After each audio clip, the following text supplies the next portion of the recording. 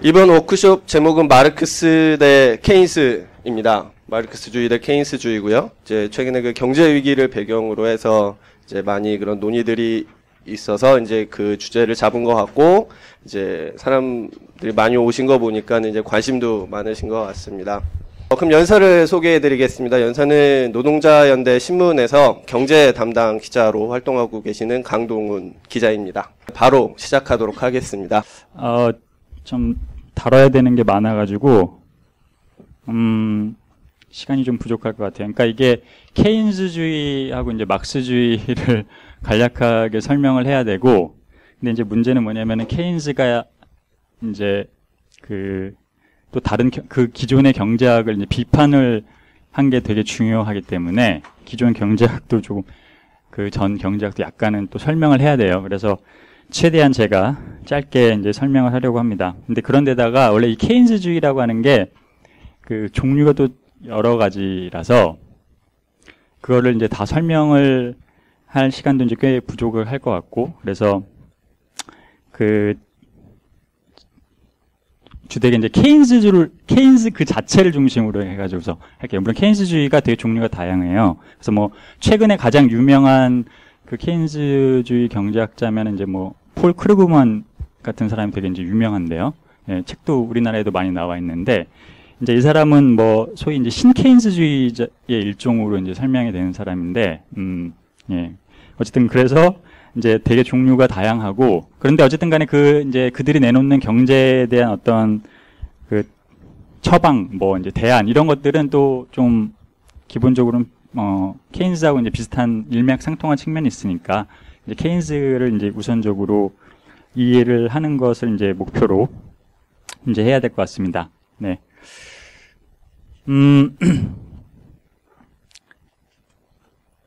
그러니까 원래 이제 주류 경제학에서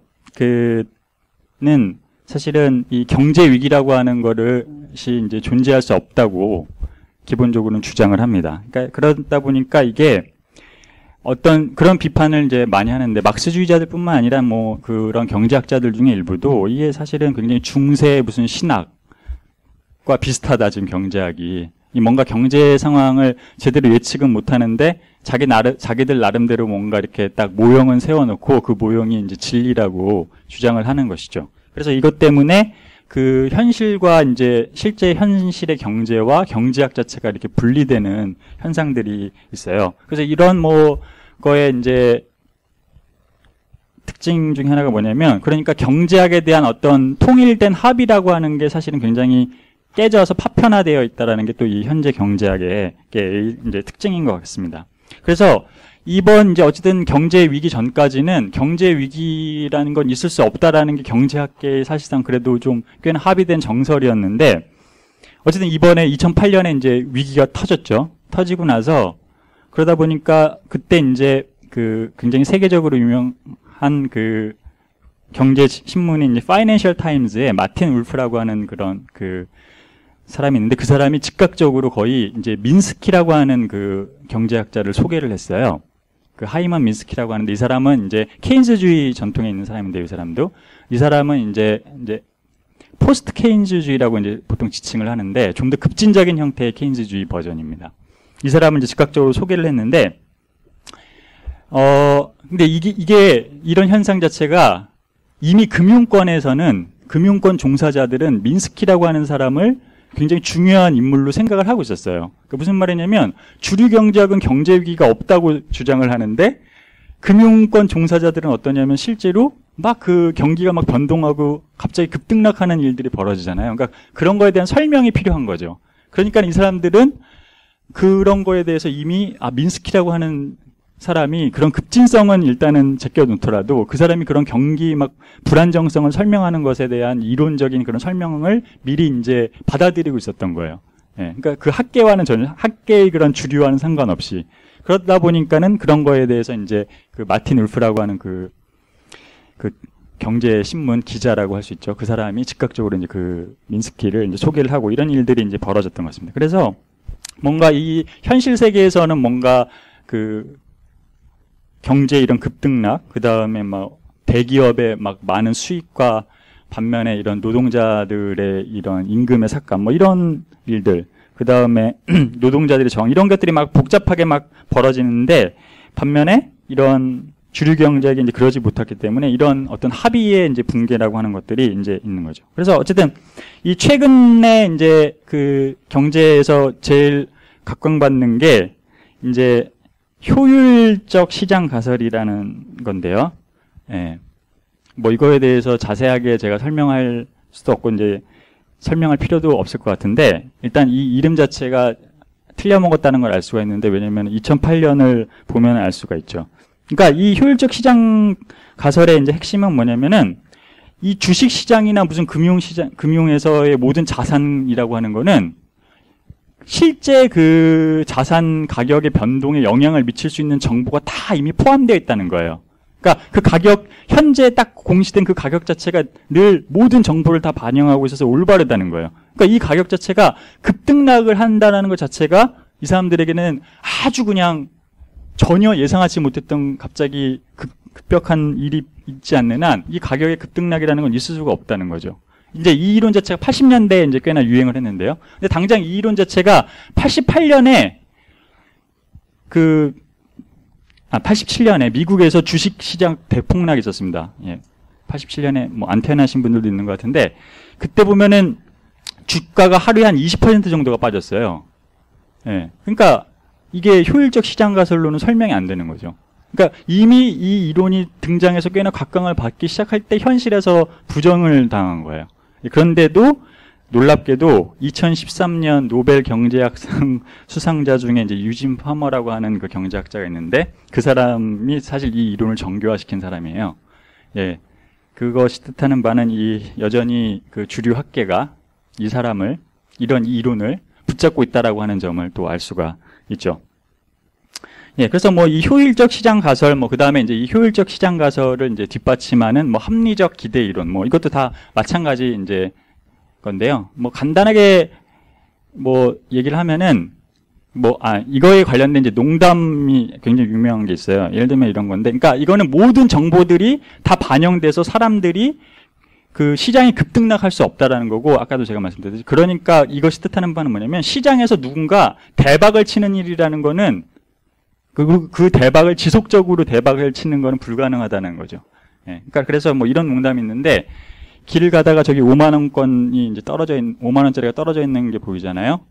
그러면은 저걸 가서 주워야 될까라고 그 합리적 기대 이론을 주창한 경제학자한테 물어보면 그 사람이 뭐라고 대답을 할 거냐면, 그게 5만 원짜리라면 이미 누군가 집어갔을 거기 때문에 저건 5만 원짜리일 리가 없다라는 게 그 사람의 대답이라는 거예요. 예. 그러니까 이것이 바로 이제 합리적 기대 이론에 관련된 아주 유명한 농담인데요. 예. 이게 경제학자들끼리 이런 농담을 하나 봐요. 예. 아무튼 그렇습니다. 이런 이제 이론 자체가 사실은 그 주류 학계에서는 꽤나 그래도 그나마 영향력이 있는데, 물론 이걸로 이제 다 통일된 건 아니고 이것에 대한 다양한 이제 반론들이 있는 것이 사실입니다. 그래서 어쨌든 이런 문제점들이 있기 때문에, 그래 경제 이론이 경제 위기를 설명할 수도 없고, 이미 이제 경제 위기가 시작된 지 몇 년이 지났지만 여전히 그것에 대한 합의된 설명도 제대로 제시를 할 수가 없는 이런 상황인 것이죠.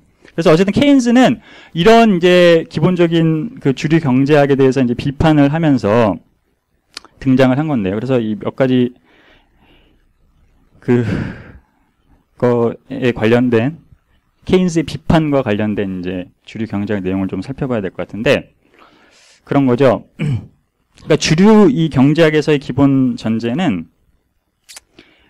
자본주의 사회에서 일반적인 과잉 생산이라는 게 있을 수 없다고 주장을 하는 거예요.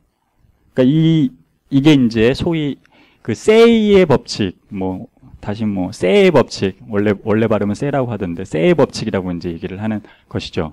이거 들어보신 분들도 있을 것 같은데, 이건 좀 되게 유명하기 때문에.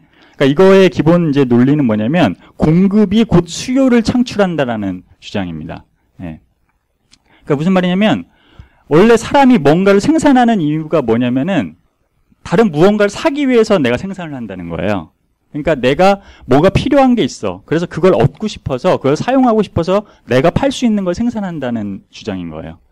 그래서 이 주장의 기본 논리 자체는 뭐냐면, 사실상 물물 교환을 전제하고 있는 거예요. 그러면은 어떻게 되는 거냐면 물물 교환이라는 건 뭡니까? 내가 물건을 판매하는 순간 내가 다른 어떤 물건을 사게 되는 거죠. 그렇죠? 예. 그러니까 이런 기본 전제가 있는 거죠. 물론 여기에 화폐가 중간에 개입된다라는 점에 대해서 당연히 다들 우리가 화폐 경제에서 살고 있으니까요. 그런데 근데 그 화폐라고 하는 거는 이 교환을 그냥 매개하기 위한 편리한 수단일 뿐인 것이지 그 화폐 자체는 이 교환 자체에 어떤 영향도 미치지 않는다고 보는 거예요. 이게 이제 계속 어려운 용어들이 나오고 있는데 이게 이제 소위 화폐 중립성 이제 이론이죠. 그러니까 화폐는 어떤 영향도 미치지 못하는 거고 기본적으로 경제의 구조 자체는 물물 교환과 동등하다는 거예요. 그렇게 이제 생각을 하면 누군가가 물건을 판매해서 돈을 얻으면 이거는 반드시 내가 다른 물건을 사기 위해서 이 돈을 일시적으로 번 거죠. 그러니까 나는 반드시 다른 물건 어떤가를 살 거예요. 그렇죠. 그러니까 내가 물건을 판매하는 순간 사는 것과 동일하기 때문에 이 사회에서 생산된 모든 물건은 반드시 다 팔리게 되는 거죠. 그러니까 경제 이런 식으로 이제 생각을 하게 되니까 경제 위기가 이제 올 리가 없게 되는 거예요. 모든 물건이 다 팔린다고 이제 가정을 하니까요. 물론 이런 반론을 또 제기할 수 있습니다. 아니 나는 100만 원 벌어서 80만 원만 쓰고서 20만 원은 저금을 하는데 이렇게 얘기할 수가 있죠. 근데 이제 그 저축이라고 하는 것도 나 개인적으로는 저축을 한다고 하더라도 사회에서 누군가는 그 저축을 가져다 빌려서 또 다른 데 사용하기도 하고 투자하기도 하잖아요. 그러니까 그런 저축도 다 투자로 이용돼서 사용된다는 거예요. 그래서 여기에 이제 중요한 개념이 그런 저축과 소비를 조절하게 만들어주는 핵심 개념이 이제 이자율이다. 이렇게 이제 그 사람들은. 그러니까 이자율이 예를 들면은 높아지면 어떻게 되겠어요? 내가 저축을 하려고 하고, 그럼 그 저축이 또 투자로 이용돼서 다 사용되는 거죠. 반면에 이자율이 낮아지면 내가 저축을 덜 하려고 하고 소비를 많이 늘리겠죠? 그럼 물건을 다 살 수 있겠죠. 그래서 어쨌든 소비를 하던 그렇게 투자를 하던 하는 방식으로 모든 물건이 다 이제 사용이 된다 하는 게 이제 기본 이론인 것이죠.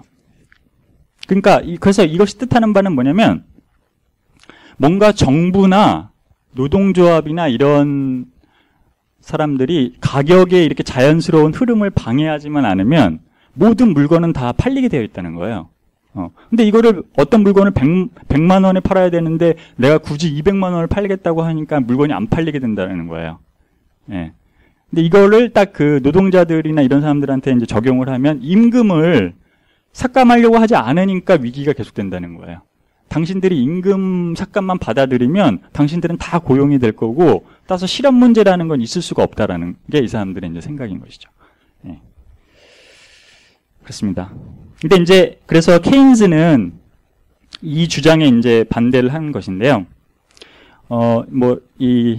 자세히 들어가기 전에 사실 케인즈하고 막스의 주장은 상당 부분 이제 흡사한 것들이 많이 있는데요.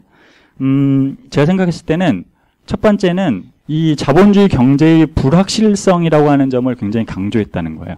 그 앞으로의 미래를 예측할 수가 없다. 그러니까 이건 합리적, 아까 제가 말했던 기대 이론하고 완전히 다른 거죠. 합리적 기대 이론은 미래에 벌어질 일들에 대한 예상까지도 내가 다 반영해가지고서 가격이 결정돼 있다는 거예요. 그러니까 이 가격 자체가 크게 급등락 앞으로 할 일이 없다는 거예요. 근데 케인즈는 미래가 불확실하기 때문에 얼마든지 이 가격이 급등락할 수 있다라는 점들에 대해서도 이제 얘기를 한 거죠. 그래서 아까 제가 말했던 그 하이먼 민스키라고 하는 사람도 이 불확실성이라고 하는 걸 굉장히 강조를 한 거고 그 개념이 케인즈의 핵심 개념이다라고 이제 주장을 했던 것이죠.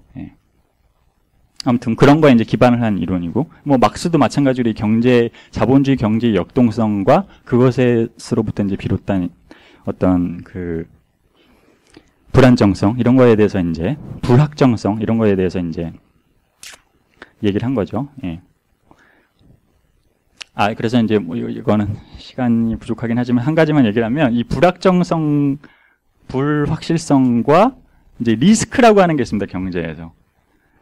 근데 이거의 이제 차이는 간단하게 얘기하면 이런 건데, 리스크는 계산을 할 수가 있는 위험이라는 거예요. 그러니까 예를 들면 보험 업계에서, 이런 일이 벌어질 확률이 0.5%네? 그러니까는 그거에 대해서 우리가 예를 들면 보상을 해줄 때 얼마 정도의 돈을 받고서 얼마를 배상을 해주면 되겠구나. 이런 식의 이제 계산이 가능한 걸 말한다는 거죠.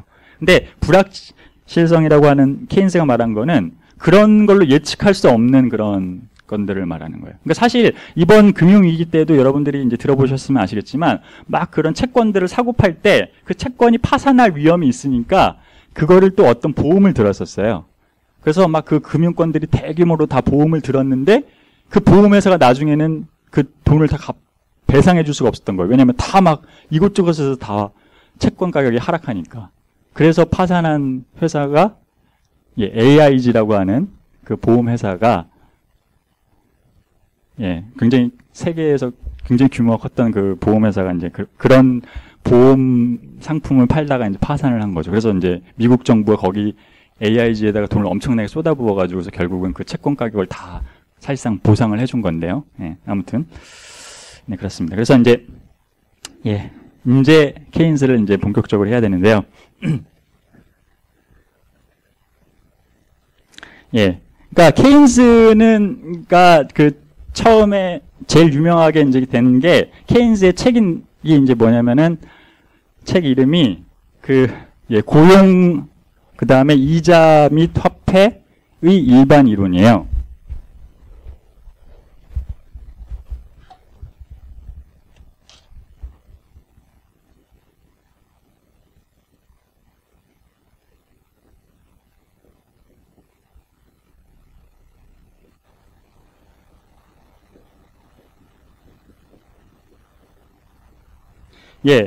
그러니까 이게 사실 이 제목이 그 책의 그 중요 포인트를 다 짚고 있어요. 고용을 중요하게 이제 생각을 하는 거죠. 고용이 실업급이나 이런 게 이제 경제위기든 심해지니까. 그 다음에 이자 및 화폐. 아까도 제가 말했죠. 주류 경제학에서는 화폐 중립성을 주장한다고. 근데 케인스는 그렇게 생각하지는 않았어요. 이건 좀 이따 더 설명을 하고. 이자와 화폐가 그래서 굉장히 경제에서 특별히 중요한 역할을 한다라고 주장하는 거고. 근데 제가 생각했을 때 케인스가 이 자기 책 이름에서 제일 중요하게 생각한 건 요거예요. 일반 이론이다. 자기 주장을 일반 이론이라고 주장한 거예요.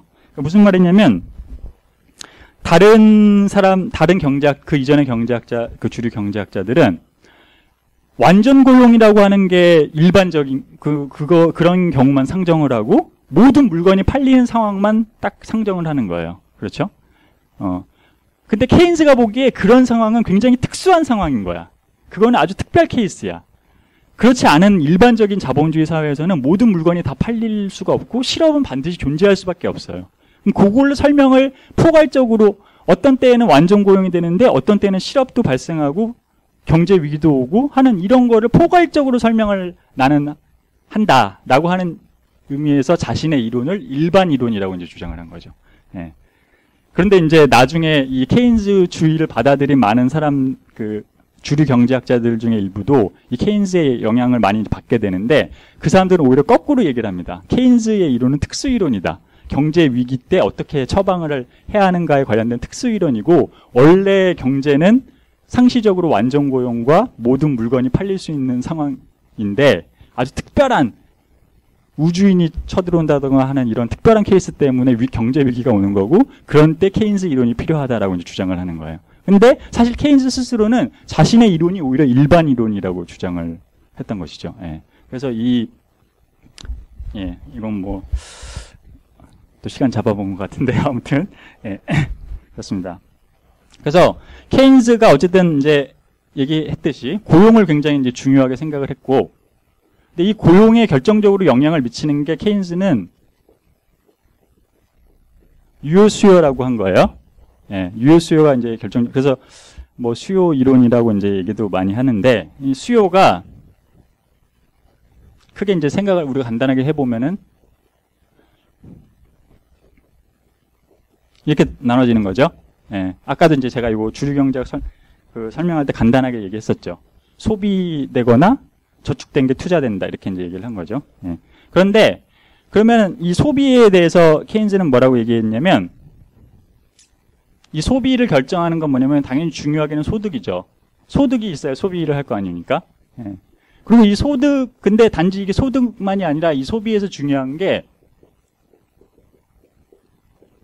소비 성향이라는 거예요. 그러니까 무슨 말이냐면은 내가 100만 원을 벌어들였을 때 이 사회에서 평균적으로 얼마를 사람들이 사용을 할까? 100만 원을 벌어들였을 때 얼마를 사용하지? 이런 경향이 있다는 거예요. 그러면은 근데 이제 여기서 이 소비 성향에서 이제 파생해서 또 중요한 게 뭐냐면은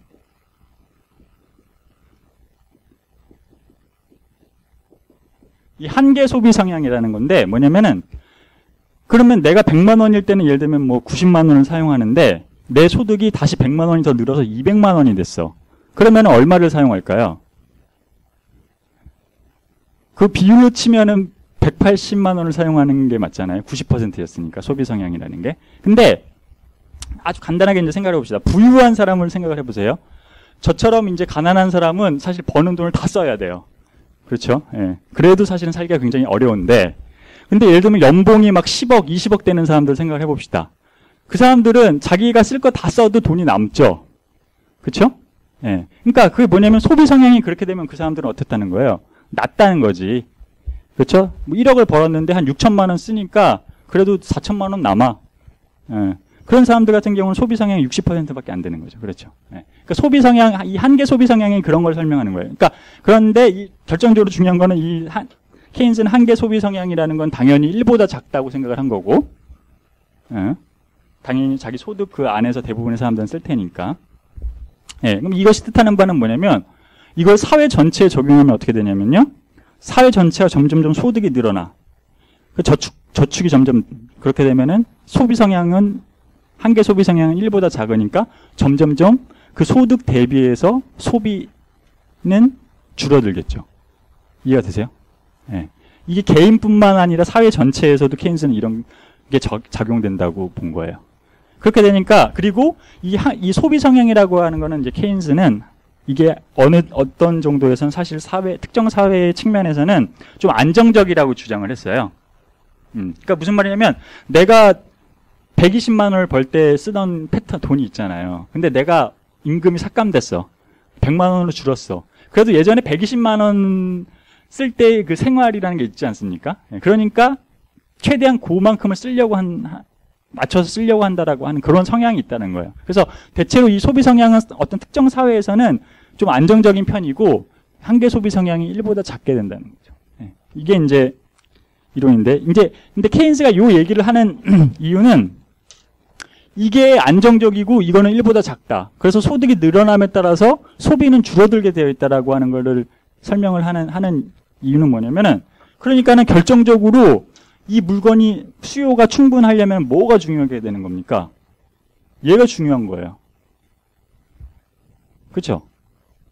예. 얘가 늘어남에 따라서 얘는 상대적으로 계속 감소하는 거야. 그 비중 자체. 그러니까 나머지 부분을 다 써야지만 물건이 다 팔려. 그래야지 물건이 다 팔려야 고용이 완전 고용이 될 수 있어. 그러면은 이게 결정적으로 중요한 거죠. 예. 이 투자에 강조점을 두는 거예요. 예. 요새 이제 그 소득주도 성장론이라고 하는 주장이 많이 유행을 하고 있는데, 예, 그게 이제 물론 케인즈주의하고 직접 제가 봤을 때는 그 연관은 없어요. 예, 물론 이제 소득주도 성장론에 대해서 케인즈주의자들도 대체로 많이 동의를 하고 있는데, 예, 왜냐면은 그런 거가 이런 거죠. 그러니까 케인스는 기본적으로 이 소비 성향과 이런 걸 통해 가지고서 사회가 부가 그러니까 즉 뭐 부가 대체로 이제 평등한 게 좋다고 생각을 한 거죠. 그러니까 무슨 말이냐면 많은 사람들은 소득이 100만 원밖에 안 되는데 어떤 사람이 1억을 벌면 어떻게 되겠습니까? 그 100만 원을 받는 사람들은 다 소득을 쓸 테지만 1억을 한꺼번에 많이 받는 사람이 있으면 그 사람은 돈을 많이 안 쓰겠죠. 그러니까는 소비가 크지 않을 거예요. 근데 대체적으로 소득이 균등하면 다들 한 200~300만 원씩 받는다. 그러면 대부분 다 그 돈을 써버릴 거 아니에요? 그러니까 케인스는 당연히 이 소득 불평등이 적은 사회가 좋다고는 봤어요. 예. 그런데 아무튼 간에 그렇다고 하더라도 그 소득이 늘어나게 됨에 따라서 소비는 줄어들 가능성이 크기 때문에 그렇기 때문에 이 투자가 결정적으로 중요하다는 거고, 예, 그런 것이죠. 예, 시간이 없어서 빨리.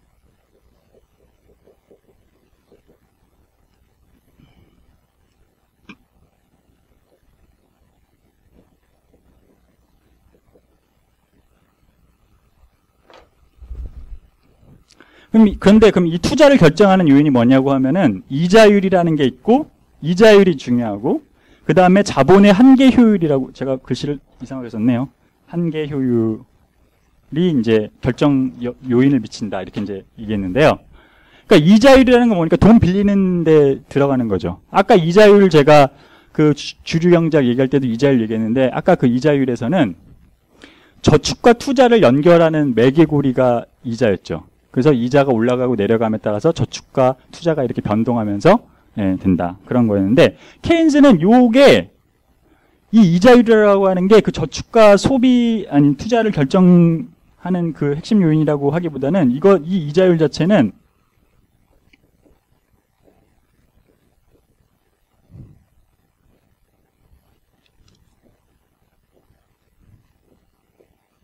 그러니까 화폐의 공급량하고 유동성 선언. 그러니까 내가 돈을 가지고 있고 싶어하는 욕구 그 자체로서 결정된다고 본 거예요. 그러니까 무슨 말이냐면 이것이 뜻하는 바는 뭐냐면 자본주의 경제가 무언가를 내가 사기 위해서 생산하는 경제가 아니라 돈을 위해서 생산하는 경제라고 하는 거를 케인스가 인정을 한 거죠. 더 많은 돈을 벌기 위해서 나는 생산을 하는 거고 때에 따라서는 그래서 나는 돈을 더 많은 현금 형태로 갖고 싶어 한다는 거예요. 그걸로 이제 유동성 선호라고 하는 주장이 사실은 그걸 보여주는 거죠. 그러니까 이게 사실 결정적으로 자세하게 설명할 수는 없겠는데 이자 및 화폐를 강조했다고 제가 얘기했잖아요. 사실은 좀 굉장히 그 다른 이론과는 다른 그 주류 경제학과는 다른 부분을 여기에 함의를 하고 있는 거죠. 제가 생각했을 때는 이 부분도 이제 막스의 설명이 좀 더 정교하다고는 생각을 하는데 아무튼 이런 점에 대해서 이제 케인스는 얘기를 한 거고. 자본의 한계 효율은 뭐냐면은 쉽게 말하면은 이윤율이에요. 그러니까 이자율과 이윤율 이 두 개를 비교해서 투자를 한다는 거예요. 근데 여기서 이제 결정적으로 중요한 건 뭐냐면 케인스는 이 자본의 한계 효율이 하락한다고 장기에 걸쳐서 하락하는 경향이 있다고 생각을 했습니다. 왜 그렇게 생각을 했냐면 단순하게 케인스는 이렇게 생각한 건데 이 사회에서 점점 자본이 늘어난다고 생각을 해봐라. 그러면은 그 자본을 투자할 때가 점점 줄어들겠지? 그러니까는 수익을 낼 만한 곳이 없어. 그러니까 이거는 하락하는 경향이 있어라고 주장을 한 거예요. 이게 이제 제가 생각했을 때는 이 개념이 굉장히 중요한 개념인데 사실 케인스는 이거를 그냥 몇 마디 말로 뚝 설명하고서 딱 넘어가요. 아무튼 이건 이따 막스를 설명할 때 간단하게 보고 이 자본의 한계 효율이 중요하다. 그리고 이것은 장기에 걸쳐서 하락하는 경향이 있다. 이렇게 되니까 그럼 어떻게 됩니까? 투자에서. 아니 사람들이 투자를 안 해서 위기가 온다라고 하는 게 케인스의 기본 설명이잖아요. 그러면은 투자를 늘리려면 어떻게 해야 되겠어요? 이자율을 낮춰줘야겠죠. 그러면 사람들이 더 많이 투자를 하겠죠. 그러기 위해서는 어떻게 해야 되겠습니까? 화폐를 최대한 많이 공급을 해줘야겠죠. 지금 전 세계 중앙은행들이 막 엄청난 화폐를 공급한다고 그러잖아요. 그런 거하고 이제 연결이 된 거예요. 그렇죠. 근데 케인스는 아무리 화폐를 공급하고 해도 이자율을 낮춰준다고 해도 이 자본의 한계 효율이 낮으면 투자가 많이 안 된다고 본 거예요. 결정적으로. 자, 소득이 늘어남에 따라서 소비는 줄어드는 경향이 있고 그런데 점점점 자본이 많아지는데 그 자본의 한계 효율이 떨어지니까 투자도 사람들이 안 하려고 해. 그러니까는 유효 수요는 줄어들고 그래서 고용도 감소해. 그래서 위기가 와. 이게 케인스의 주장인 것이죠. 그러니까 그래서 케인스의 대안은 뭐냐면은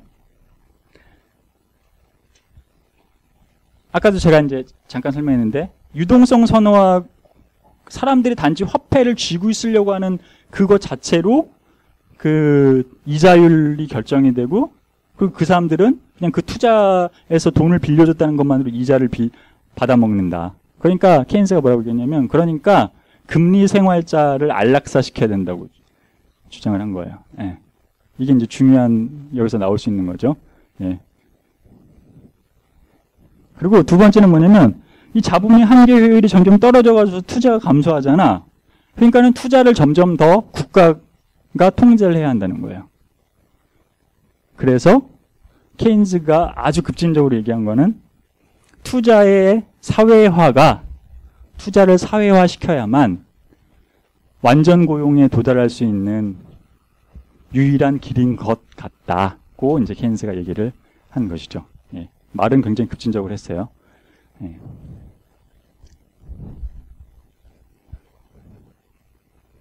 큰일 났네요.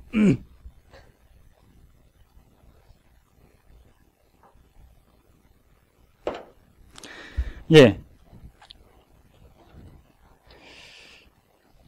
예, 마르크스의 그 얘기를 해야 되는데 다 건너뛰고 혹시 어저께 그 경제 위기 그 막스주의 경제 위기 설명하는 거 그거 들으신 분이 있으면 여기 계신 분들이 다 들으셨으면 훨씬 좋았을 텐데 그러진 않으셨을 테니까 간단하게 이 마르크스는 공황의 근본 원인을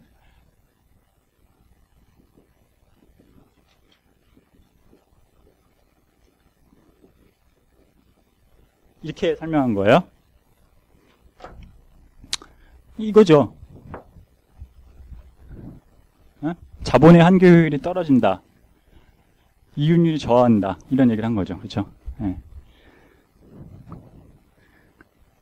근데 사실 이런 이윤율이 떨어진다는 얘기는 케인스하고 막스만 한 건 아니고 뭐 유명한 경제학자 중에서 이제 아담 스미스 같은 사람도 그렇게 얘기를 했고 그 다음에 이제 좀 덜 유명하긴 하지만 뭐 데이빗 리카도 같은 사람도 이런 주장을 하긴 했어요. 예. 근데 이제 아담 스미스의 주장하고 사실은 이 케인스의 주장이 비슷해요. 아담 스미스도 자본이 점점 늘어나게 되면 이윤율은 떨어지게 될 거다 이런 이제 주장을 한 거고 케인스도 사실 그거 큰 틀에서 보면은 거의 흡사한 주장인 거죠. 아담 스미스하고. 예. 근데 막스의 이제 이윤율 저하경 막스는 단지 자본이 많이 늘어나는 것만으로는 이윤율이 떨어진다고 말할 수가 없다는 거예요. 왜냐면 충분히 이윤율이 높아가지고서 물건을 생산을 해내잖아요. 그러면 다른 자본가들도 또 이 물건을 사가지고서 또 투자를 할 거기 때문에 이윤율이 높다면 그러니까 그거 자체로 점점 자본이 늘어난다고 해서 이윤율이 떨어지는 일은 없다는 거예요. 경쟁이 심화될 수는 있어도 이윤율 자체가 떨어진다는 거는 그런 식으로 설명할 수 없다고 막스는 이제 본 거예요. 그래서 이게 이제 설명한 게 뭐냐면은 막스는 그래서 이윤율 저하경이 왜 벌어진다고 했냐면 이제 노동가치론이라고 하는 것에서 이 이윤율 저하경이 나오는 건데요. 노동가치론이라는 게 뭐냐면 간단하게 얘기하면 노동만이 추가적인 가치, 소위 이제 부가가치를 만들어낸다는 거예요. 예. 그러면은 이렇게 이제 생각을 해보죠. 어떤 사람, 어떤 투자가가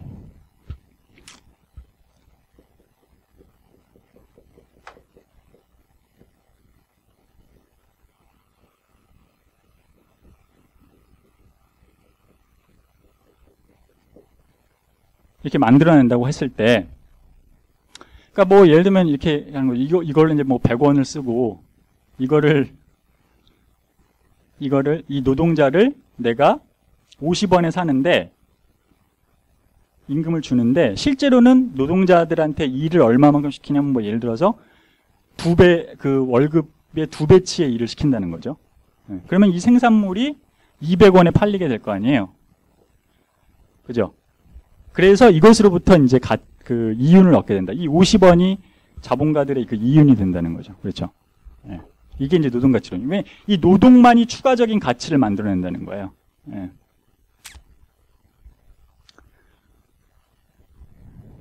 이렇게 간단하게 설명하려니까 뭔가 부족한데 굉장히.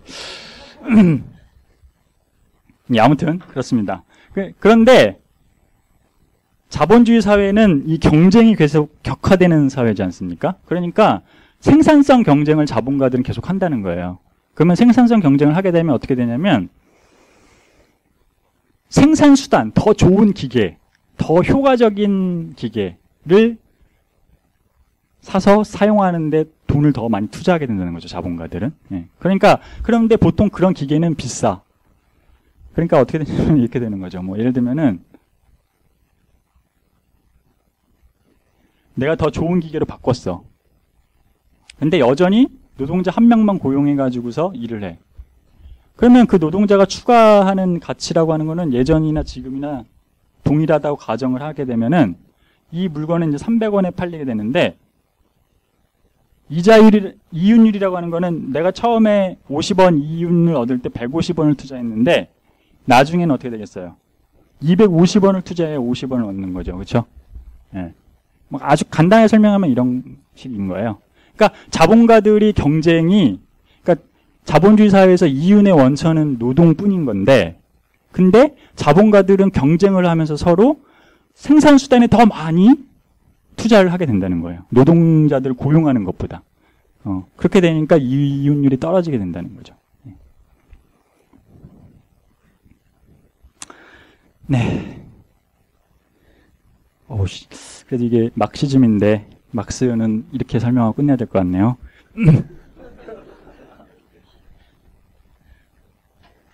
네, 그렇습니다. 그러니까 어쨌든 간에 결정적으로는 거는 이윤율이 떨어진다. 그러니까 자본가들이 투자를 안 하게 된다는 거예요. 자, 한 가지만 더 추가적으로 여기서 얘기하고 싶은 건 이런 거죠.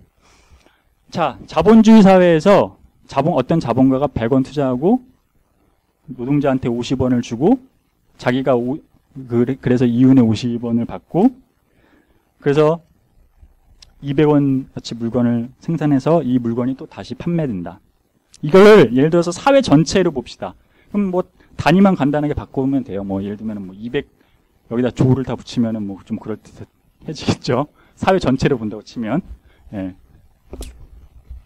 그러면 여기서 이제 중요한 포인트는 뭐냐면 이 막스가 딱 보여준 요 간단한 것에서 알 수 있는 건 뭐냐면 노동자들이 물건을 산다. 노동자들은 자기가 가진 돈을 다 써. 라고 생각을 해도 어떻게 되겠습니까? 이 생산된 사회 전체의 총생산물을 살 수가 없어요. 맞아요? 노동자들 임금으로는 절대 이 물건을 다 살 수가 없어. 왜? 반드시 자본주의 사회에서는 이윤이 있을 테니까. 맞아요? 그죠? 그리고 좀 더 극단적으로 이거를 밀어붙이면 이렇게 되는 거예요. 자본주의 사회에서 모든 수요의 원천은 자본가예요. 자본가가 투자를 하고 자본가가 임금을 줘야 돼요. 그래서 자본가가 그 얻은 이윤을 다시 써야 돼.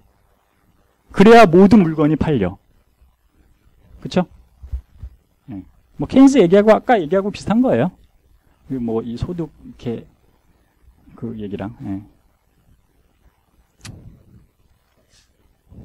그렇습니다. 그러니까 여전히 막스도 어떻게 되냐. 노동자들이 자기가 벌어들인 돈 실컷 다 써도 절대 못 사.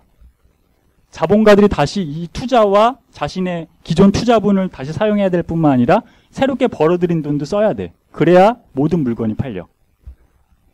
근데 아까 제가 말했듯이 이윤율이 떨어져 버리면 이 추가적인 돈을 쓸까 말까 고민을 하겠죠.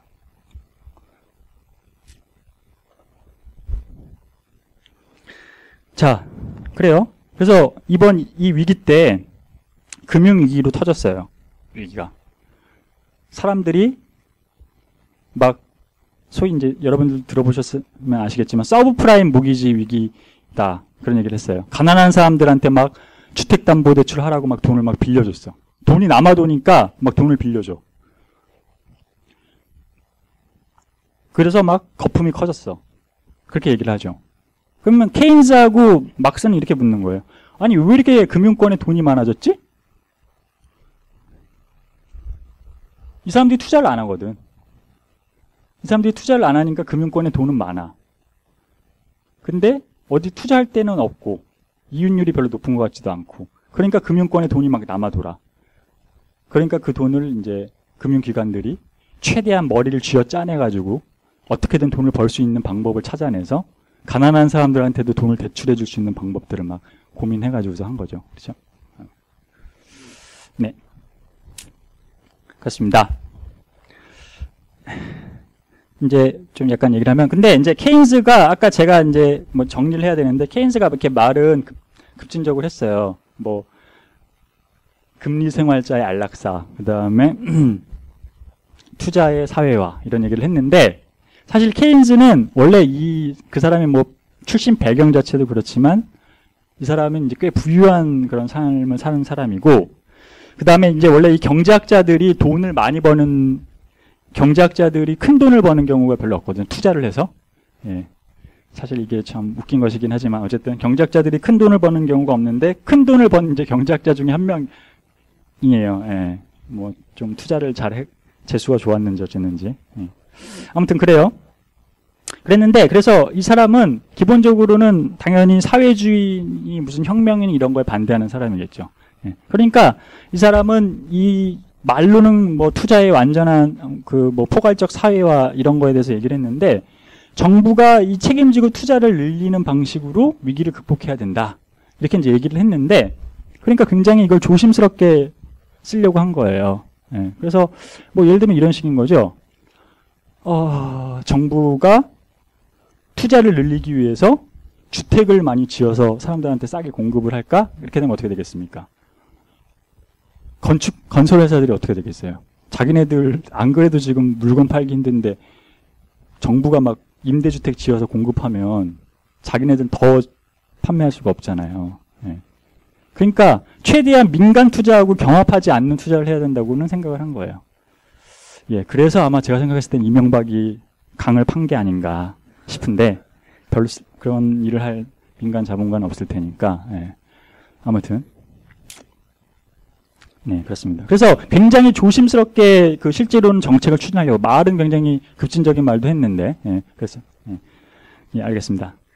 그래서 예, 그런 이제 방법 때문에 실제로 이 케인즈주의 효과가 사실은 크게 나지가 않았던 거죠. 그래서 실제 뭐 1930년대 경제 위기가 케인즈주의로 많이 극복됐다고 말하는데 이것도 굉장히 한계가 사실은 있는 겁니다. 그러니까 그 미국 같은 경우나 뭐 영국 같은 경우에서도 투자를 정부가 지출을 꽤 늘리기도 했었는데요, 실제로. 근데 사실은 1930년대 뭐 예를 들면은 영국에서 그 당시 이제 막 실험이 영국에서 늘어났었는데 그거를 만회를 하려면 정부 지출을 갑자기 50%를 아마 늘려야만 했을 거다라고 하는 그런 추산이 있어요. 그 다음에 예를 들면은 미국에서도 뉴딜 정책을 일시 썼는데 그것 가지고는 부족했는지 1937년에 여러분들이 1929년에 대폭락은 많이 아실지 모르겠는데 1937년에 역사상 최대 규모의 그 산출 감소가 있었습니다. 29년보다 더 심하게. 예. 그 무슨 말이냐면 적당하게만 해버리면은 이게 사실은 의미가 없게 된다는 거예요. 예. 그러니까 케인즈주의 정책 자체가 그런 식으로는 진행될 수 없었던 거죠. 그러니까 점점 정부가 투자를 늘려나가니까 민간 자본가들은 자기 사업 영역이 박탈당하고 그런 거에 대해서 자기의 이윤이 침해당하는 것 같고 하는 이런 위협을 느끼는 거죠. 그러니까 그런 거에 한사코 반대하는 거예요. 그래서 그거를 극복할 수 있었던 게 뭐냐면 2차 세계대전인데 전쟁에 이기어야 한다는 그런 목표 때문에 자본가들이 일시적으로 그걸 참았던 거죠. 예. 그런 경우가 아니라면 사실은 이 케인즈주의 정책을 쓰기가 굉장히 어렵고 그런 것들 실제 효과를 발휘하는 만큼 투자를 정부가 늘려버리는 것에 대해서 당연히 그 기업주들이 반발을 하게 된다는 것이죠. 예. 그러니까 그런 측면에서 여기에도 필연적으로 이 어떤 계급 투쟁이 연관이 저는 된다고 생각을 합니다. 예. 투쟁이 벌어질 수밖에 없는 문제인 거고, 예. 뭐 투자의 포괄적 사회화를 한다. 어떤 자본가가 그거에 대해서 좋아를 하겠어요? 예. 근데 케인즈는 그걸 점진적으로 해나갈 수 있다고 본 거예요. 그런데 그렇게 점진적으로 투자를 점점 국가가 다 담당해 내려고 하면은 자본가들이 그 국가에서 다 도망가겠죠. 그럼 경제 위기가 더 심해질 거고, 예. 하는 이런 문제들 때문에 어려움을 겪는 것이죠. 네. 마치겠습니다.